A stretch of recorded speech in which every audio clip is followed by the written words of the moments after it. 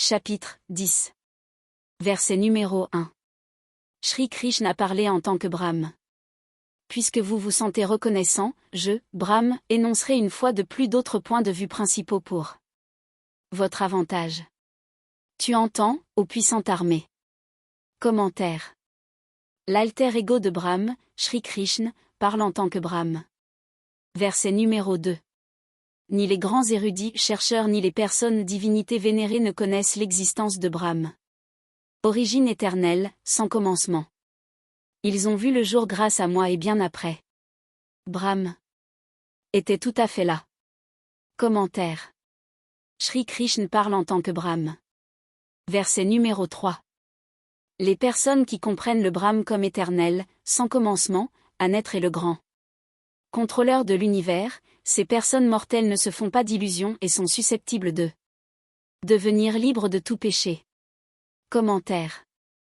Shri Krishna parle en tant que Brahme. Verset numéro 4. Intelligence appliquée, pleine connaissance, détachement, pardon, véracité, maîtrise des sens. Patience, équanimité, bonheur, chagrin, prospérité, pauvreté, peur et intrépidité certainement et commentaire. Shri Krishna parle en tant que Brahme. Verset numéro 5. Non-violence, équanimité, satisfaction, pénitence, mortification, charité, renommée et infamie. Certainement, la vanité et la fierté sont différents attributs ou conditions existants chez les êtres vivants. Commentaire. Shri Krishna parle en tant que Brahme. Verset numéro 6. Les 7 savants chercheurs inspirés, Maharishi, et les 4 savants chercheurs inspirés. Les Richerer, Rishi, avant eux et les Manus qui suivirent les vues de Brahme furent créés par la volonté consciente de Brahme. Tous les autres ont été produits par ceux qui précèdent. Commentaire. Shri Krishna parle en tant que Brahme. Dans le shlok ci-dessus, Shri Krishna nous dit que le Brahme Ishwar par H.I.S. créera les premiers 7 savants chercheurs Maharishis inspirés et les 4 savants inspirés. Chercheurs, Rishi, avant eux et les Manus.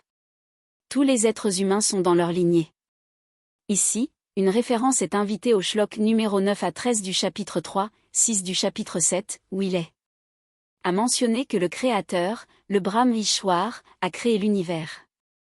Il a également créé le être vivant. Tout cela se passait au commencement et dans des temps très anciens. Les shloks et shloks mentionnés ci-dessus montrent clairement la création de l'univers. Ce qui signifierait que le Brahme Ishwar, Prajapati, dont l'alter ego est Shri Krishna, a créé l'univers avec tout son contenu comme les étoiles, la lune, différents mondes, différents planètes, avec leurs montagnes, rivières, atmosphères, etc.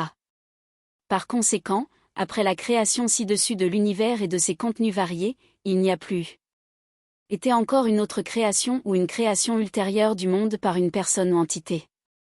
Quand certains les pensées religieuses, pensées philosophiques font référence à la création de l'univers, qui peut être seulement la référence à la création mentionnée dans shlok numéro 9 à 13 du chapitre 3 et le au-dessus de shlok, le nom sous lequel le Créateur a été appelé est sans importance. Mais, dans Bhagavad Gita, les noms Ishwar Brahme Créator sont utilisés de manière interchangeable. S'il vous plaît voir, shlok numéro 3 du chapitre 8, où Brahme est décrit comme une personne vivante avec un corps omni, à la fois manifeste et non manifesté. Après la création de l'univers actuel comme indiqué ci-dessus par Ishwar Brahme, il n'y a plus de mention de toute dissolution générale ultérieure de l'univers jusqu'à la délivrance de le sermon à Kurukshetra. Par conséquent, après cet univers incluant la Terre et les êtres vivants ont été créés par Ishwar Brahme, le même univers continue d'exister. C'est une erreur manifeste d'associer Brahma à la création de l'univers et à ses nature, être vivant, planète etc. Dans la continuité de ce qui est énoncé dans shlok numéro 10 du chapitre 3, 4, 6 du chapitre 7. Certains détails supplémentaires sur la croissance de l'être vivant sont mentionnés dans le shlok ci-dessus. Note. Le mot « bhava » a un grand nombre de significations selon les dictionnaires. Le plus un sens approprié a été adopté compte tenu du contexte et de l'objet du Shlok et les shloks précédents. Verset numéro 7.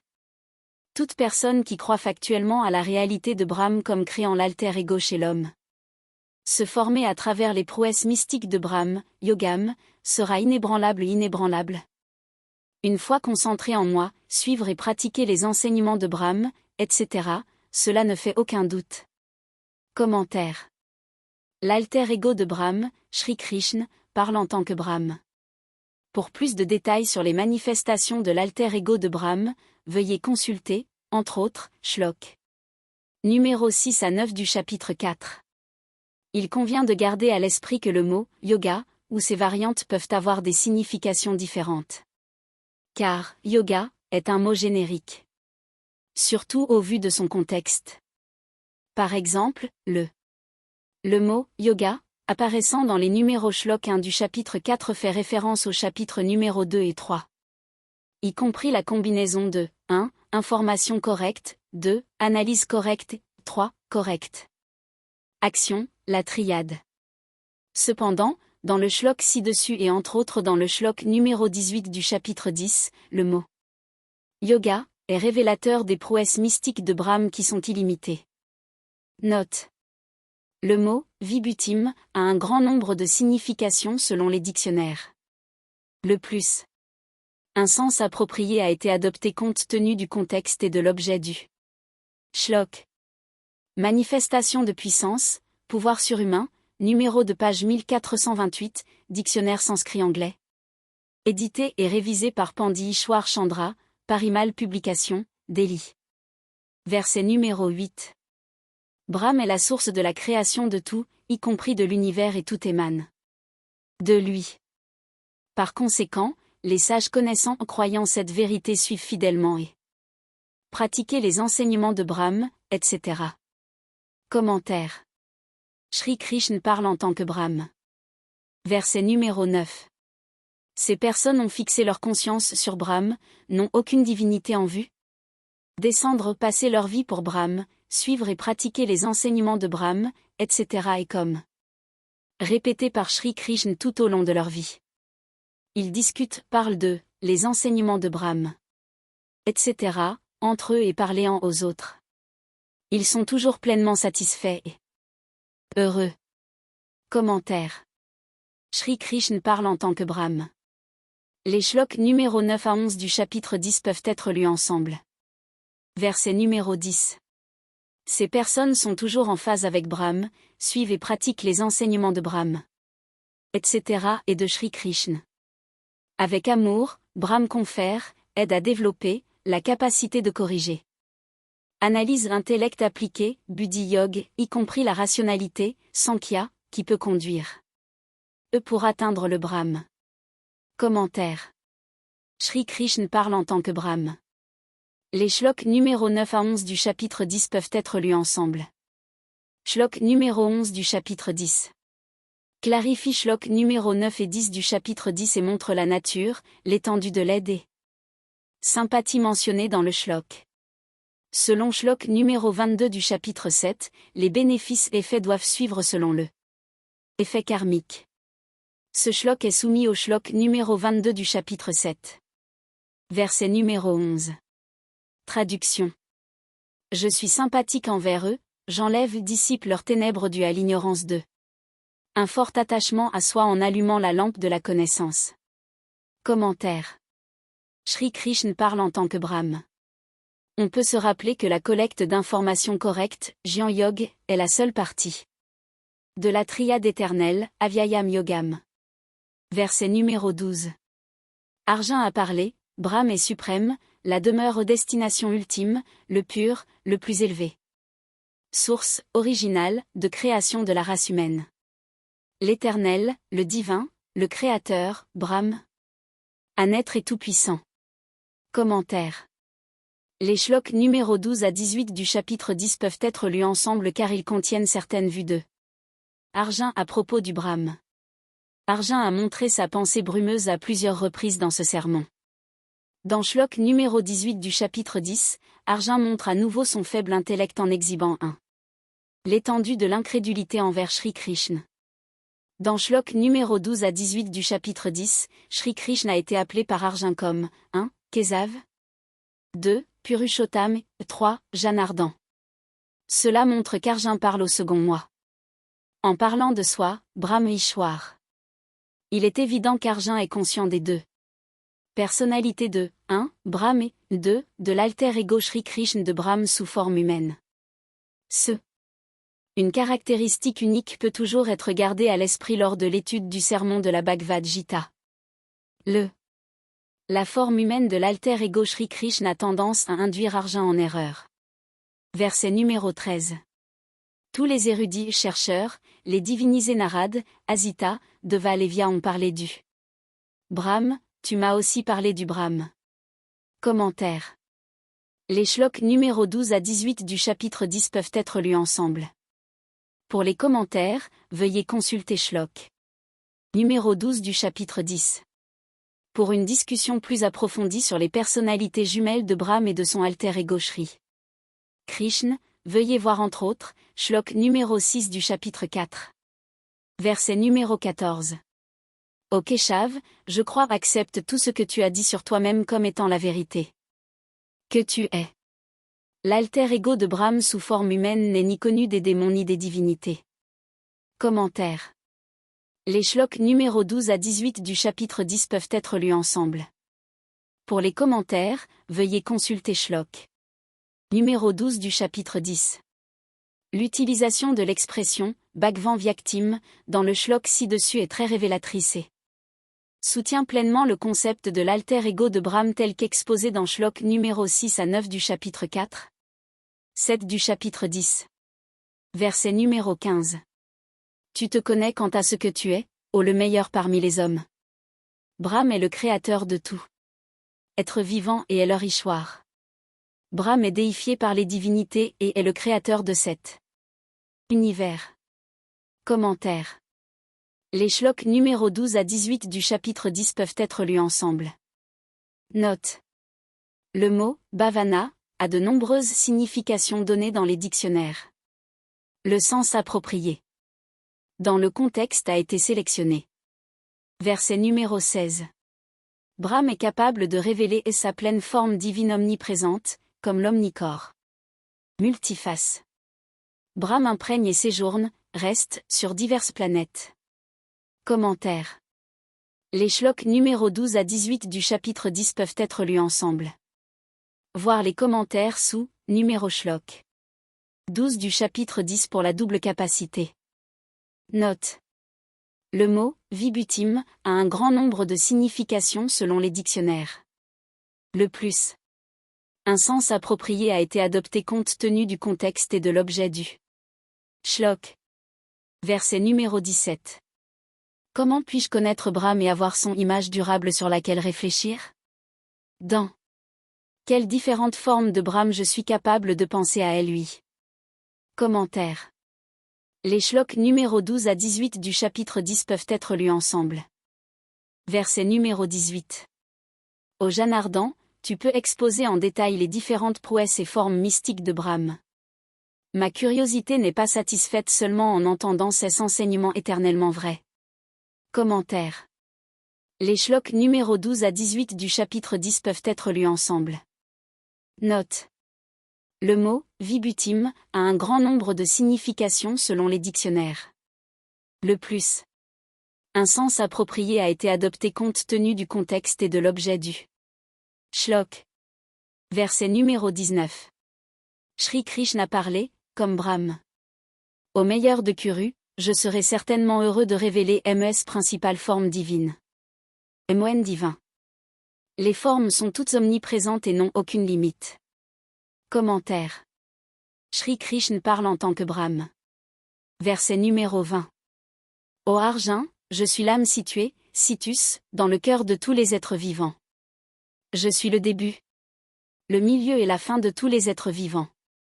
Commentaire. Shri Krishna parle en tant que Brahm. Shlok numéro 19 à 42 du chapitre 10 peuvent être lus ensemble. Dans le shlok ci-dessus, Shri Krishna a clairement indiqué qu'un fragment du Brahm ou un fragment de l'âme de Brahm est l'âme d'un être vivant situé au cœur du Être vivant individuel. Ce qu'on nous dit, c'est que l'âme individuelle est son fragment ou un fragment de son âme. Une autre façon de comprendre le shlok ci-dessus est d'accepter que c'est l'âme qui prend en charge un corps matériel particulier. Il est très pertinent de comprendre le fait que c'est Brahm qui est le créateur et, en tant que tout-puissant, peut décider du corps forme matérielle que l'âme doit prendre en fonction de ses besoins. Les effets impressions karmiques sur l'âme. Cependant, normalement le processus de naissance, la renaissance, la forme du corps, etc. sont décidés par l'âme. Veuillez notamment consulter les commentaires sous Shlok numéro 46 du chapitre 6, 7 et 8 du chapitre 15, etc. Dans le shlok ci-dessus, la référence au début, au milieu et à la fin de la vie individuelle. Être indique que l'âme reste dans le corps à toutes les étapes de la vie. Cela indique également que, sans l'âme, la vie d'un individu ne peut pas continuer. On peut garder à l'esprit qu'il s'agit de la première partie de la réponse de Brahm à la demande d'argent. Pour décrire les différentes formes sous lesquelles le Brahm Ishwar peut provoquer sa présence. Les shloks suivants décrivent certains de ces modes formes dans lesquelles le Brahm peut provoquer sa présence. Bien entendu, il n'y a pas de limite aux prouesses mystiques du Brahm Ishwar. Référence peut également être faite au shlok numéro 8 à 11 du chapitre 7, 20 à 39 du chapitre 10, 5 et 6 du chapitre 11 qui montrent la présence variée du Brahm ou à cause de lui certaines qualités, formes, etc. dans différents objets, personnes et son unicité. Verset numéro 21. Parmi les Adityas, je suis Vishnu. Parmi les lumières, je suis le soleil radieux. Des Maruts, je suis Marishi. Dans la constellation, planète du zodiaque, je suis la lune. Commentaire. Shri Krishna parle en tant que Brahm. Le shlok ci-dessus fait évidemment référence à de nombreux corps lumineux dans l'univers qui sont appelés étoiles en astronomie et émettent leur propre lumière. La référence peut également être faite au shlok numéro 34 du chapitre 13, où le soleil a été décrit comme étant en relation à cette terre. Par conséquent, Shri Krishna établit dans la Bhagavad Gita qu'il existe de nombreux soleils dans l'univers, c'est-à-dire les objets qui émettent de la lumière. De plus, lorsque le shlok ci-dessus fait référence à la Lune, il en va de même dans la configuration d'autres satellites, planètes, etc. La nuit, la Lune semble être plus éclairée en reflétant le Soleil. Lumière, que la lumière des autres dans la constellation, vue de la Terre. De plus, il est déclaré que Adityanam représente un groupe de divinités comprenant Vishnu. De même, le mot Marutam représente également un groupe de divinités comprenant Marishi. Verset numéro 22. Traduction. Des Védas, je suis le Samved. Parmi les divinités, je suis l'Indra. Des sens, je suis sens impacté, Mana. Dans tous les êtres vivants, je suis la conscience. Commentaire. Shri Krishna parle en tant que Brahm.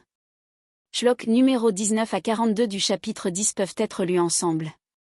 Veuillez consulter le shlok numéro 4 du chapitre 7 et 7 du chapitre 15, etc.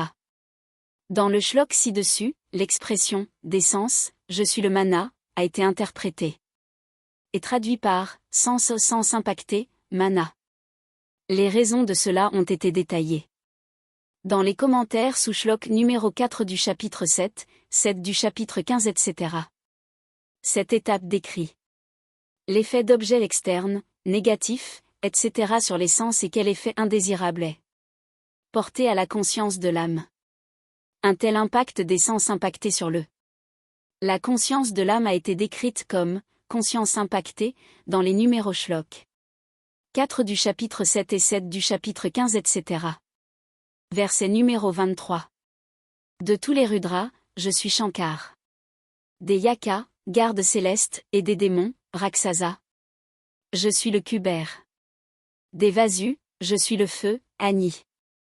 Des sommets des montagnes, je suis le sommet de la montagne Meru. Commentaire. Shri Krishna parle en tant que Brahm. Shlok numéro 19 à 42 du chapitre 10 peuvent être lus ensemble. Il semble qu'au moment où le sermon fut prononcé, le plus haut sommet était celui du montagne appelée Méru. Tous les sommets de l'Himalaya étaient plus bas. L'Himalaya était connu pour leur fermeté et leur stabilité. Veuillez consulter le shlok numéro 25 du chapitre 10 relatif à l'Himalaya. De plus, il est indiqué que le mot « Rudranam » représente un groupe de divinités comprenant Shankar Shiv. De même, le mot « Vasunam » représente un groupe de divinités secondaires, y compris le feu. Verset numéro 24. De tous les prêtres, connaissez-moi sous le nom de Braspati. Parmi les chefs des commandants militaires, je suis le Kartikeya. Parmi les plans d'eau, je suis l'océan, au Parthe. Commentaire. Shri Krishna parle en tant que Brahm. Shlok numéro 19 à 42 du chapitre 10 peuvent être lus ensemble. Verset numéro 25. Parmi les grands érudits chercheurs, je suis le Burgu. Du discours, je suis le premier mot. Des feux sacrificiels, avant, je suis la récitation, mantra au verset. De la firme stable, je suis l'Himalaya. Commentaire. Shri Krishna parle en tant que Brahm. Shlok numéro 19 à 42 du chapitre 10 peuvent être lus ensemble. Verset numéro 26.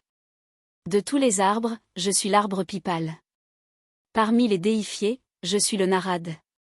Des Gandravas, je suis le Chitrarat. Parmi les personnes spirituellement élevées, je suis le voyant sage Kapil. Commentaire. Shri Krishna parle en tant que Brahm. Shlok numéro 19 à 42 du chapitre 10 peuvent être lus ensemble. Verset numéro 27.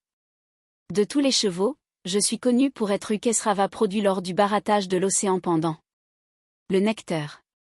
Parmi les éléphants, je suis les Ravas. De tous les hommes, je suis le chef. Commentaire. Shri Krishna parle en tant que Brahm. Shlok numéro 19 à 42 du chapitre 10 peuvent être lus ensemble. Verset numéro 28. Traduction. De toutes les armes, je suis l'arme Vajra. De toutes les vaches, je suis la vache Kandenu. 2. Les causes des procréations, je suis la convoitise. Parmi les serpents un serpent, je suis le Vasuki. Commentaire. Shri Krishna parle en tant que Brahm. Shlok numéro 19 à 42 du chapitre 10 peuvent être lus ensemble. Verset numéro 29. Parmi les nombreux serpents à capuchon, je suis l'ânan. De tous les sports aquatiques, je suis le varin. Parmi les ancêtres défunts, je suis l'Aryama. Parmi les régulateurs administrateurs, je suis le Yamraj. Commentaire. Shri Krishna parle en tant que Brahm. Shlok numéro 19 à 42 du chapitre 10 peuvent être lus ensemble. Verset numéro 30. Traduction. Parmi les démons, je suis le Pralad. De toutes les périodes, je suis le temps. De tous les animaux, je suis le lion. De tous les oiseaux, je suis Garu. Commentaire. Shri Krishna parle en tant que Brahm. Shlok numéro 19 à 42 du chapitre 10 peuvent être lus ensemble. Verset numéro 31. Parmi les moyens purificateurs, je suis l'air vent. Parmi les porteurs d'armes, je suis le bélier. De tous les poissons, je suis le crocodile. De tous les fleuves, je suis le Gange. Commentaire. Shri Krishna parle en tant que Brahm. Shlok numéro 19 à 42 du chapitre 10 peuvent être lus ensemble. La première partie du shlok ci-dessus révèle une vérité scientifique vitale. Très brièvement indiquée, l'importance de cette partie est de plus en plus prise en compte à l'heure actuelle partout dans le monde. Le rôle le plus important joué dans le yoga physique est celui de l'air, respiration. Il s'agit d'un processus de nettoyer les poumons, le sang, etc. L'air pur a également pour effet de rafraîchir le cerveau en lui apportant l'oxygène aux cellules du cerveau. Veuillez consulter, entre autres, Shlok numéro 29, 30 du chapitre 4, 10, 12 du chapitre 8. Verset numéro 32. De toutes les créations, je suis le début, la cause, le milieu, le soutien, et la fin, je suis le but, ô Arjun. De toute connaissance, je suis la connaissance spirituelle. Parmi les débatteurs sur un problème, je suis le pouvoir de raisonner. Commentaire. Shri Krishna parle en tant que Brahme. Shlok numéro 19 à 42 du chapitre 10 peuvent être lus ensemble. Veuillez également vous référer, entre autres, au shlok numéro 10 du chapitre 9, au shlok numéro 14 et 15 du chapitre 14. Verset numéro 33. De toutes les lettres, je suis la première lettre. Parmi les mots composés, je suis le double composé. Je suis le temps éternel. Je suis le créateur, Brahm. Mes visages sont dans toutes les directions. Commentaire. Shri Krishna parle en tant que Brahm. Shlok numéro 19 à 42 du chapitre 10 peuvent être lus ensemble. Verset numéro 34. De tout ce qui détruit, je suis la mort. Je suis la cause des créations de tout ce qui reste à être. N'importe lequel. Objet entité traité comme féminin, je suis la renommée, Kirti, la fortune, Shri, la belle parole. Vak, mémoire, Smriti, intellect, Meda, satisfaction de soi, fermeté, Driti, et pardon, Ksama. Commentaire. Shri Krishna parle en tant que Brahm. Shlok numéro 19 à 42 du chapitre 10 peuvent être lus ensemble. Verset numéro 35. Des hymnes en Samved, Samanam, je suis le Bratsam. Des vers, chants, je suis le Gayatri. Parmi les mois, je suis le Margasirsa, novembre, décembre. Des saisons, je suis la saison du printemps, Basan. Commentaire. Shri Krishna parle en tant que Brahm. Shlok numéro 19 à 42 du chapitre 10 peuvent être lus ensemble. Verset numéro 36. Des moyens de tricherie, je suis le dé. De tous les brillants, je suis le lustre radiance. Je suis la victoire. Je suis l'entreprise. Des honnêtes et sincères, je suis la force morale. Commentaire. Shri Krishna parle de Brahm. Shlok numéro 19 à 42 du chapitre 10 peuvent être lus ensemble. Verset numéro 37. De tous les descendants de Varsni, je suis le Vasudev. Parmi les Pandavas, je suis Arjun. De là. Voyant un sage, je suis Vya. Parmi les grands penseurs, je suis Usana. Commentaire. Shri Krishna parle en tant que Brahm. Shlok numéro 19 à 42 du chapitre 10 peuvent être lus ensemble. Verset numéro 38.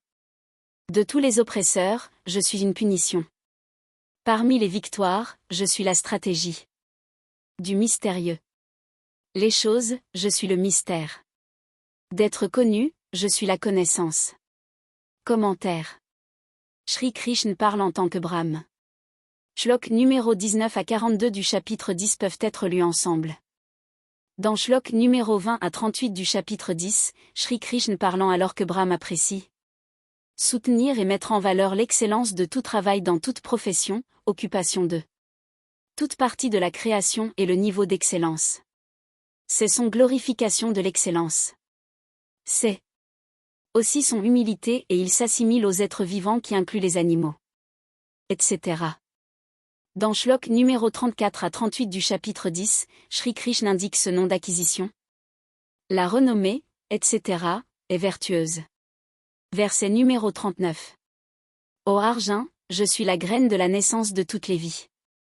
Il n'y a aucun être vivant ou quoi que ce soit, mobile ou fixe qui peut exister sans moi, le Brahm. Commentaire. Shri Krishna parle en tant que Brahm. Shlok numéro 19 à 42 du chapitre 10 peuvent être lus ensemble. Le shlok ci-dessus montre clairement que Shri Krishna parlant en tant que Brahm ne fait aucune distinction quant aux objets mobiles et fixes. En conséquence, tous les objets sont animés, qu'il s'agisse d'un atome ou d'une montagne. Référence peut également être faite au shlok numéro 8 à 11 du chapitre 7, 20 à 39 du chapitre 10. 5 et 6 du chapitre 11, qui montrent la présence variée du Brahm ou à cause de lui certaines qualités, formes, etc. dans différents objets, personnes et cesse splendeur et magnificence. Verset numéro 40. Au Paranta, seulement à titre d'illustration, j'ai énoncé, révélé certaines formes de MON divin. Forme mais il n'y a pas de limite fin à ma présence divine. Commentaire. Shri Krishna parle en tant que Brahm. Shlok numéro 19 à 42 du chapitre 10 peuvent être lus ensemble. L'expression « Hari Anand » doit être comprise de la manière indiquée dans les nombres Shlok 19 à 40 du chapitre 10. Hari en est un. Ces noms les plus connus sont Ishwar et Brahm. L'expression ci-dessus fait référence aux formes d'Ishwar, Brahm, Hari qui sont indénombrables. Il a déjà été fait référence, entre autres, au Shlok numéro 8 à 11 des chapitres 7, 5 et 6 de chapitre 11, qui porte sur le même sujet. Verset numéro 41. Tout ce qui a une forme et qui semble avoir du pouvoir et de la beauté, vous comprenez qu'être possible, dans le cadre de M1 rayonnement. Commentaire. Shri Krishna parle en tant que Brahm. Shlok numéro 19 à 41 du chapitre 10 peuvent être lus ensemble. Verset numéro 42. Cependant, pourquoi devriez-vous être intéressé à connaître de tels détails, ô Arjun? L'univers entier est fermement en équilibre et situé sur une fraction de MON étendue, pli. Commentaire. Shri Krishna parle en tant que Brahm. Ce shlok doit être lu comme dans la continuité des shloks numéro 4, 5 et 6 du chapitre 9. Ci-dessus. Shlok clarifie en outre ce qui est indiqué dans shlok numéro 6 du chapitre 9. D'autres révélations faites dans ce shlok sont 1. Le pli, l'étendue d'Ishwar est beaucoup plus large que l'univers existant. 2. Shlok numéro 6 du chapitre 9 et shlok numéro 42. 2. Le chapitre 10 indique clairement que l'étendue, le pli d'Ishwar a une circonférence aussi loin que cela puisse être. 3. Indépendamment de l'expansion visible du système de stellaire, l'univers est susceptible de continuer dans sa relation actuelle. 4. L'ensemble du système stellaire. Les phénomènes ne dépasseront pas la circonférence du pli, l'étendue de l'Ishwar. Brahms. 5. Quelle que soit l'expansion visible de l'univers, il restera en relation les uns aux autres sur le net. Note. Des mots comme Tveya, Te, Tvam, Tava, etc. apparaissant en shlok dans ce sermon ont pour la plupart n'ont pas reçu leur signification littérale comme vous ou le vôtre. Dans les traductions anglaises de les shloks, dans un souci de clarté de compréhension, les shloks correctement et facilement dirigent des mots comme Ishwar Brahm, SOI, ou l'alter ego de Brahm Shri Krishna, deuxième soi, etc. ont été utilisés. C'est ce que signifie et le contexte des mots mentionnés ci-dessus ou similaires exige.